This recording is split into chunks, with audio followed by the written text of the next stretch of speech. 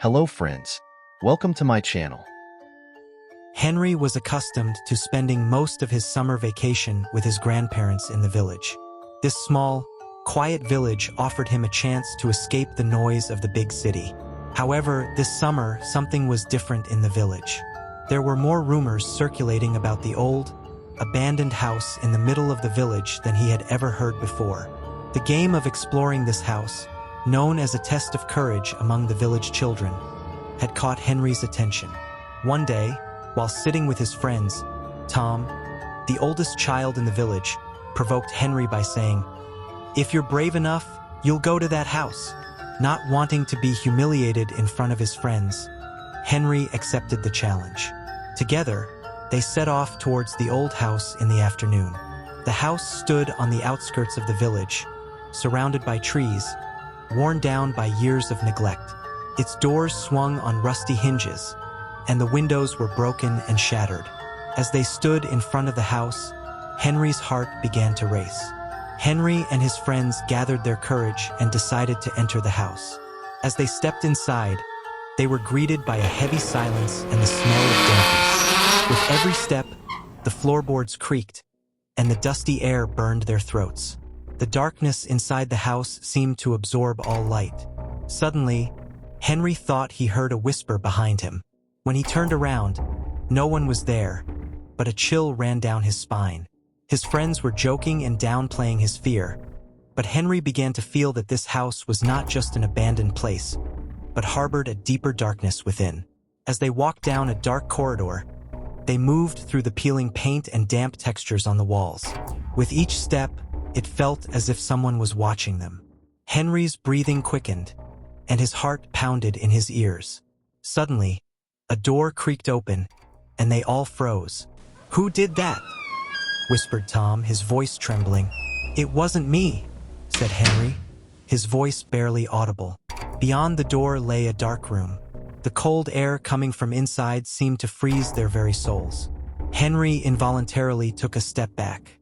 At that moment, a growl emanated from the depths of the room, a heavy and menacing sound as if someone or something had awoken from a deep sleep. "Let's get out of here," said Henry, but his feet felt glued to the floor. Just then, a child's laughter echoed through the walls of the house. As darkness enveloped them like a shadow, Henry's eyes widened. In the corner of the dark room, he saw a silhouette reflected in a broken mirror. The silhouette slowly turned towards them. "We're not here," Henry muttered to himself, squeezing his eyes shut. But the noises did not stop. The door slammed suddenly, and they all jumped in fright. "We need to get out of this house," said Tom, but no one could move. Fear weighed them down like a heavy blanket. Henry's breath was short. He felt that at any moment, something would catch them. At that moment, a shadow emerged from the corner. As the silhouette stepped towards them, the darkness grew even more intense. Without looking back, Henry started running. He heard his friends' screams but didn't have the courage to stop. The only thing on his mind was escaping from this cursed house. Henry started running without looking back. He heard his friends' screams but lacked the courage to stop. All he could think about was escaping this cursed house. As he ran, nearly out of breath, he saw the door at the end of the corridor. Reaching it, he quickly grabbed and pulled, but the door was locked. In a panic, he heard his friends' voices again, this time closer. When he turned around, Tom and the other kids were running towards him, terror etched on their faces. Henry saw an old chair next to the door and started slamming it against the door with all his might. The hinges strained but didn't give way. Meanwhile, the growls and whispers from the depths of the house grew more distinct. "We have to get out of here," shouted Tom. "That thing is coming." In desperation, Henry dropped the chair and began to shoulder the door. Finally, with a loud crash, the door burst open, and they all tumbled outside. They were out of breath, but at least they were outside. The dark, cold air brought them a slight sense of relief. However, Henry's fear hadn't subsided. As he tried to figure out if what he had seen inside the house was real or just his imagination, an old woman from the village suddenly approached them. "What have you done?" she said, horror in her eyes. "Entering that house is forbidden. You have awakened it." As Henry and his friends tried to understand her words, she continued, "There is a curse in that house. Years ago, a man who lived there killed his entire family and then hanged himself. Since then, the house has been filled with restless spirits." A chill ran through Henry. He realized that the ghost he had seen was the spirit of that man. "What do we do now?" he asked, his voice trembling. "If those spirits are released, no one in the village is safe," said the woman. "But perhaps we can still send them back. There is something inside the house, an object that binds them. We must find and destroy it." Seeing the fear on his friends' faces, Henry knew they had no other choice. If they wanted to send the spirits back, they had to find that object. "You must come with us," said Henry resolutely. "We have to find and destroy that object." Though Tom and the others hesitated, Henry's determination gave them courage. Together, they started walking back towards the house. This time, the old woman was with them, carrying a candle and an old book. When they re-entered the house, the air was colder, and the darkness more intense. By candlelight, the woman began to chant an old prayer. With every step, Henry's fear grew. But this time, he was not alone. Together, they ventured into the depths of the house, searching for the object in a dark room. When they reached the door to the dark room, it opened on its own. Inside was an old chest. The woman walked over to the chest, opened it, and pulled out an old clock. "This is it," she said. "This clock binds the spirits. We must destroy it." Henry placed the clock on the ground and, picking up a stone, struck the clock. The glass shattered, and a terrible scream erupted from within. The house began to shake. Walls cracked, and the ceiling started to collapse. They all ran to escape the house. Once outside, they watched the house crumble. The darkness gave way to the first light of dawn. The woman turned to Henry and said, "We did it. The spirits have found peace." But Henry noticed something in the smoke rising from the rubble. In the midst of the debris, a dark figure was watching him. Before it disappeared, it smiled at Henry. Henry wondered if this ordeal was truly over. When Henry got home, he couldn't shake off the terror he had experienced. The nightmares and whispers that haunted him throughout the night wouldn't leave him alone. He wanted to tell his parents, but no one took him seriously. The next morning, while his mother was setting the breakfast table, she noticed Henry's distracted and restless demeanor. "Henry, are you okay? You were very restless last night," his mother asked. "I'm fine," Henry lied. In reality, his fear and anxiety were growing. He felt that nothing was over after yesterday's events. That day, Henry started noticing strange occurrences around the house. First, during breakfast, he saw the knives and forks move by themselves. Later, he witnessed his toy car moving on its own in his room. Filled with fear, Henry ran to his mother. But when she checked the toys, everything seemed normal. At night, when Henry went to his room to sleep, he tried to close his eyes but couldn't fall asleep. He then heard the door slowly creaking open. Sitting up in his bed, he saw a shadow entering from the dark corridor. The shadow slowly moved towards his room. Henry's heart started pounding, his breath catching in his throat. He closed his eyes and muttered a prayer. The door suddenly slammed shut, and the room returned to silence. When Henry opened his eyes, the shadow was gone. However, this was only the beginning. The next day, while Henry's mother was cooking in the kitchen, a pot on the stove suddenly tipped over.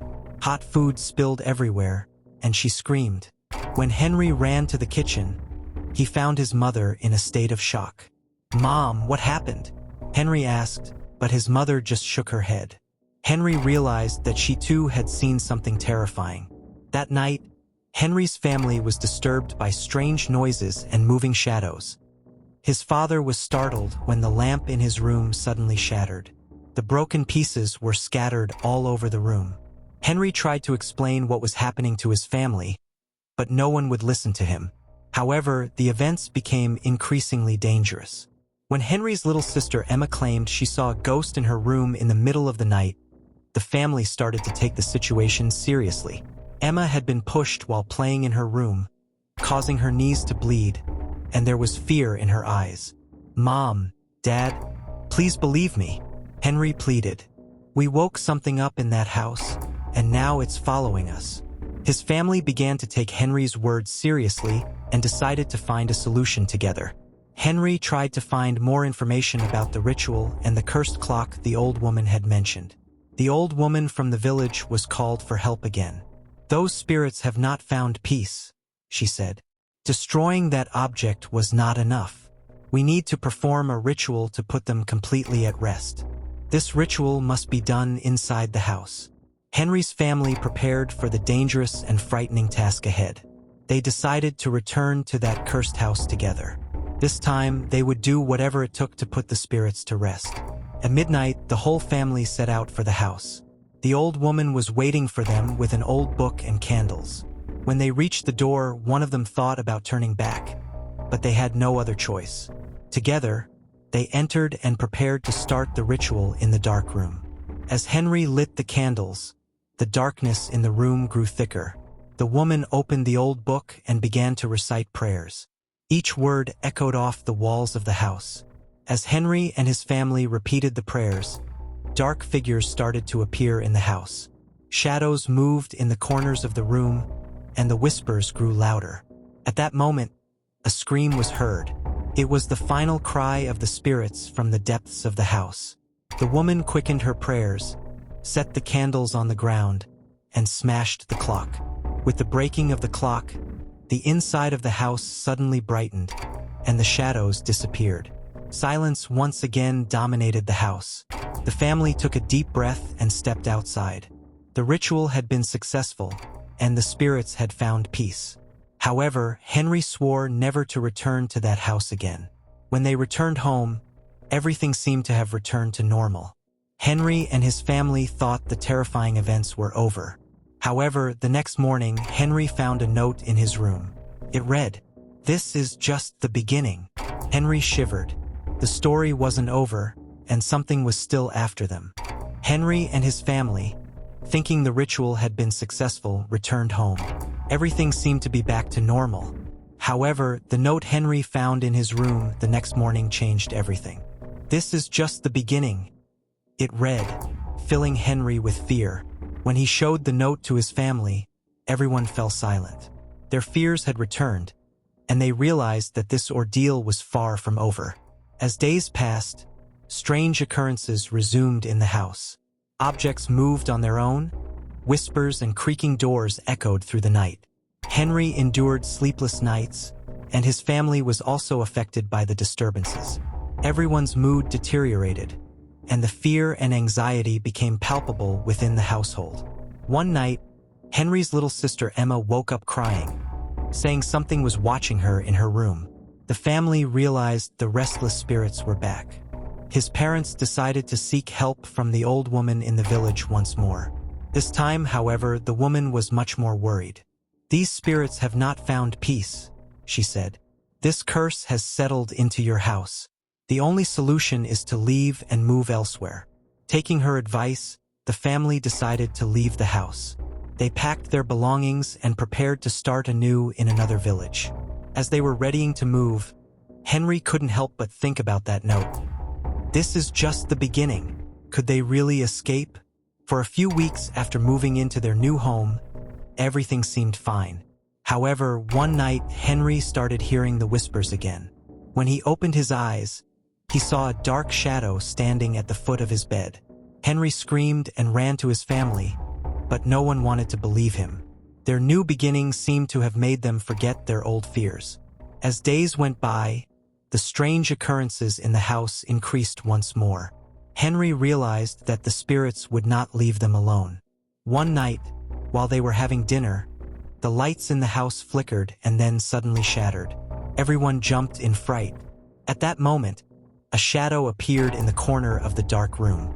"You cannot escape from here," the shadow said in a muffled voice. "This curse will follow you everywhere."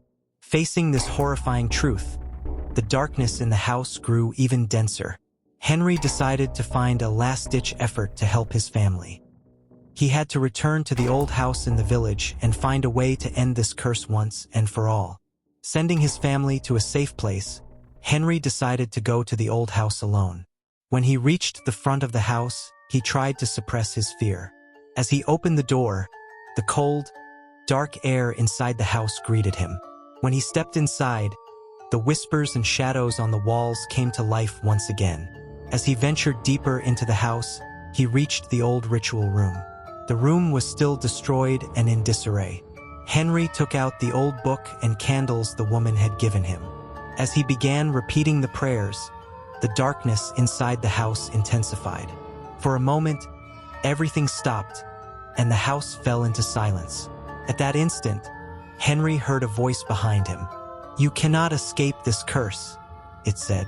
When Henry turned around, he saw the dark figure approaching him. He hastened his prayers, but the figure kept coming closer. The shadow leaned towards Henry and said in a muffled voice, "You will become part of this house too." With a final burst of strength, Henry finished the prayers and extinguished the candle. At that moment, the inside of the house lit up, and the dark figure disappeared. Henry collapsed to the ground, taking a deep breath. But was it really over this time? When Henry opened his eyes, he found himself inside his house. However, everything was different. The house was old and abandoned.